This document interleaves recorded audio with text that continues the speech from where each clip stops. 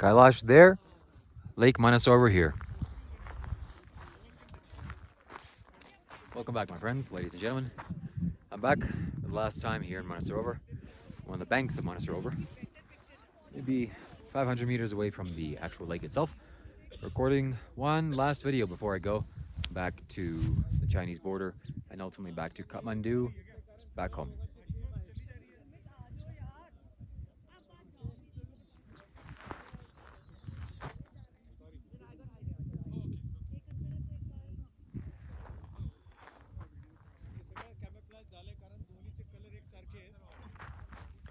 Sometimes when the conditions are ripe, you can see Kailash. You can't see Kailash now because it's cloudy, but you can definitely see the lake, Manasarovar. Crazy lake, wild lake. As I mentioned in my previous videos, the water that seeps from the feminine side, the opposite of Kailash, the Parvati's mountains, and Shiva's Kailash, they all blend and morph into Lake Manasarovar. This is why this lake is here. And beings,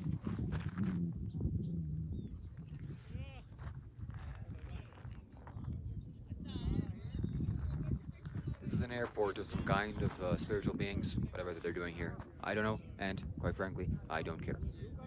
Why don't I care? I don't particularly even want to be here or need to be here. Because this place, it kind of irritates me, it bugs me. It's like you have maybe sand in your shoes or in your sock, and it really irritates you. Oh yeah, I just need to get it out. So, and I know there's no getting this out. There's no, and even if I do get this out, what is it gonna mean to me? Am I gonna go with them and chill in their little spacecraft or wherever they're going, or their planet or their dimension? Nope. Am I gonna figure out what they're doing here and know why they're doing this? Nope. If I do, okay, what am I gonna do about it? Nothing. Are they gonna tell me some mystical thing that I don't really know, or Shiva can't tell me? No, probably not. They don't tell me anything. They're just crazy beings. It's like, most people think that, oh, aliens are gonna come, they're gonna be so, oh, human beings, wow, you're so amazing, oh, human beings, oh, we love you so much. No, this is aliens right here. It's just like you go to some faraway land and you see some creature, like, oh, look at that little creature. Like I saw in Kailash, saw groundhogs. Oh, look at that little groundhog. Took a picture, okay, time to go. 5 seconds later, time to go. I don't care. Some of you think these aliens, because human beings are so special here on Earth. We're the most evolved primate on the planet. We have this thing, the prefrontal cortex. We can think, we can logic and reason. We have a sense of identity and perception and all these fantastic things in our consciousness. We're the most evolved, no doubt. And we think we're some high, great, amazing, oh, we're so good. We can be. That's the potential. The potential of a human being is massive. But how many of you have reached that potential? Pretty much zero. Only Sadhguru I see has reached his full potential as a human being because he's opened up all 114 possibilities. In fact, this is the reason. This is something that I was thinking about when I was talking to Kailash. Okay, I talked to Kailash. Sorry. I was laying in bed on the second night next to the southeast of Kailash, the guest house there, and I'm just thinking, and I'm like, it's just coming to me. It's just like asking me, what do you want? Maybe it's me asking me, or the Kailash energies is forcing inside of me, but it was very clear. What do I want? What are my desires? So my desires are, I want to move things with my mind. That was my first desire. I want to have a cold power, cold knowledge. That's it. I forget pretty much all the desires, but I had like 4 or 5 desires. And Kailash was listening. Okay, yeah, next. Okay, good. Next. Fantastic. Next. So, and he took it all and he's like, okay, blessed, you're going to get it. So I'm going to get all these things. I think one of the desires, I want to be exactly like Sadhguru Sri Brahma.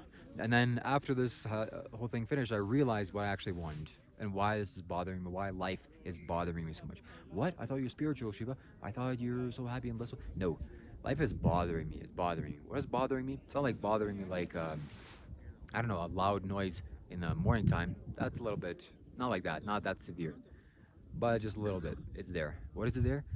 I haven't maximized my possibilities. Doesn't mean that I have to go to work and really work hard and I worked and I have to be a super athlete. No.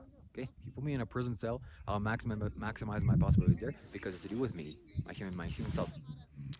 So what does that mean to maximize my human possibilities? I can only logically answer this, and that's the 114 chakras that are in the body. That's full mastery, full access to this whole inner system, which I don't have, and you don't have. And guess what? Everyone else that you don't, everyone else that you know don't have it, doesn't have it.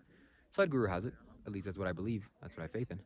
And Sadhguru also, Kailash also showed me Sadhguru and his face and his head and how perfectly whole he is. It's fantastic. So yeah, I want to maximize my possibilities, my friends. That's what I'm striving towards next. And I told this to Kailash. Hey, Kailash, you want to hear a secret? I want to maximize my possibilities. It sounds crazy because I'm talking to a mountain, and it's absolutely crazy. I'm very, very crazy like that. I belong somewhere special. But, anyways, as I was talking to this mountain, and it was listening and talking back to me, I don't know how I got to this point. Yeah, like Manasarovar is useless to me. Is nothing. Nothing. It's an irritant. It's bothering me. It's bothering me because I can't figure it out, and I want to figure it out, and I'm not gonna figure it out. And why am I here? I don't know. But it's a magical place. It's a mystical place. It's a little like ooh. The energy here is like ooh. That's all you can really do. Is like ooh. That's about it. Kailash is completely different. Kailash will. I'll tell you a little secret, okay? Don't tell. Don't share this with anyone. It's a secret between you and I. Shh. Listen. You take a human being with the worst trauma possible, unimaginable, things that basically are impossible to heal, and you just shove them into Kailash. Hey, buddy, I got a one-way ticket for you for to China. Here, come visit me. Come, we're gonna. It's a surprise. You got here. You acclimatize them. You go, take a bus straight to Kailash. Go sit him in the little hotel room for the next 5, 6, 7, 8, 10 days maximum. That's it. All that putrid nastiness is gonna come out of him, and he's gonna be a healed human being. Does that mean perfectly? Does that mean he's gonna be some enlightened master god? No, but it's not possible physically. The laws of nature don't allow this. That you thinking you're gonna be some way and you have some thoughts and ideas and some karma and some past life trauma and this and that and the other thing, and you go stand in front of Kailash and that's just gonna be the same way. No, you get erased. Erase you. So let me think of some very good analogy here, something I can uh, explain this to you by.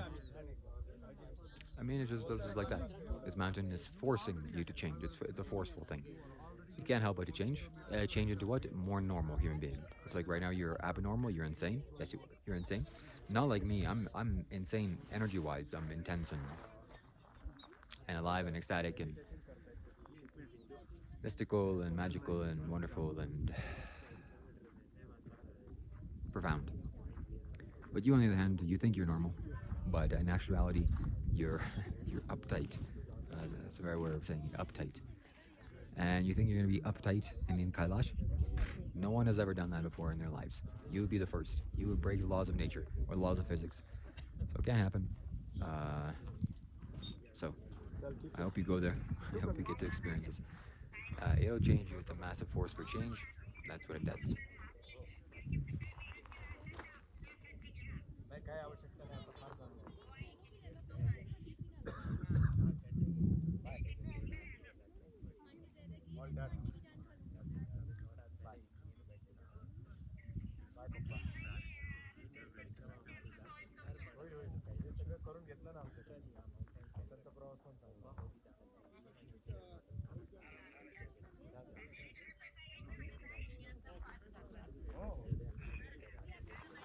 Yeah, it's a little bit bothering me being here because it's like a beautiful woman or a girl, but you can't have her.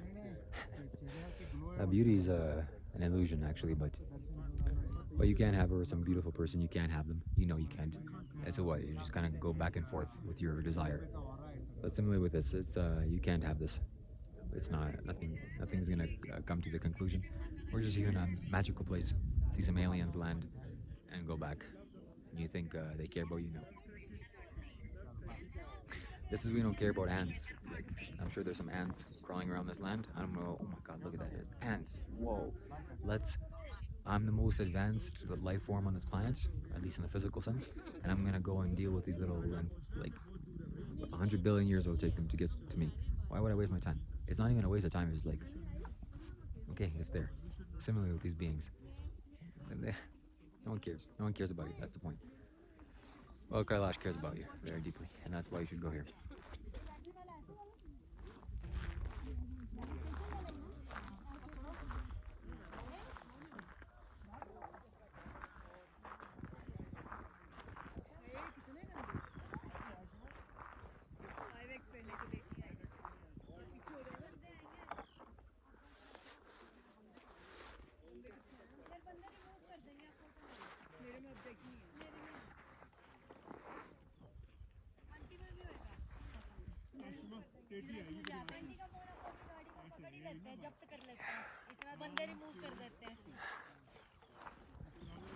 So, a little change of scenery here towards the Devi's Mountains.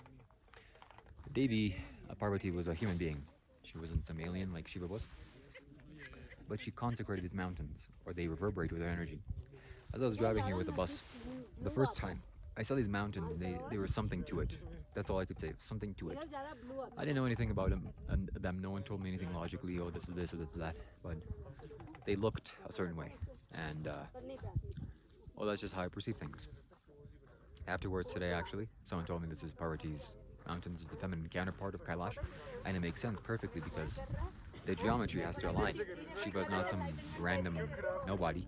He knows the geometry of life, and if there's a masculine place, there has to be a feminine place. And also in the south face of Kailash, there's a nice small mountain that represents Nandi, or his bull. And it kind of almost resembles like a bull, and it stands there. That's fantastic. So, yeah, there's a feminine representation. The Devi, and she consecrated this. I have to go back now, so I have to kind of vlog as I'm walking.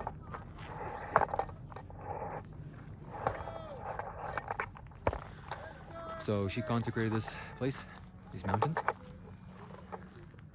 Maybe you can see, maybe you can't. Doesn't matter. And well, what kind of power you have to have? I'm sure she got help, but still, it's not the same quality as Kailash. Made me a little bit scared and nervous.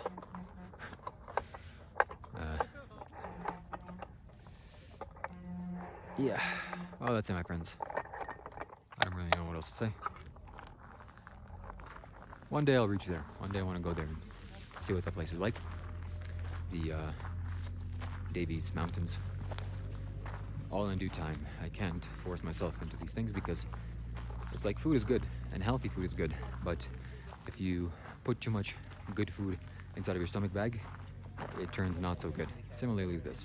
So we thought about staying here 4 days, but things didn't align. We're only leaving here in 3 days. That's okay.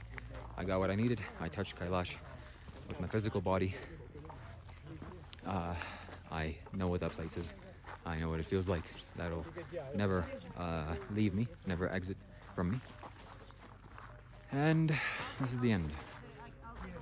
So I'm going to turn the camera around now, show you a little bit of the people that are here, and then I'm going to end the camera. And last time, then I'm probably seeing you in this part of the land. So, Shivas Mountains, Manasarovar, Kailash somewhere over there, and then big shops and our buses, and my Sherpa right there. That's the most helpful guy in this whole trip. Shout out to you if you're watching this. All right, my friends, see you later. See you soon. Bye.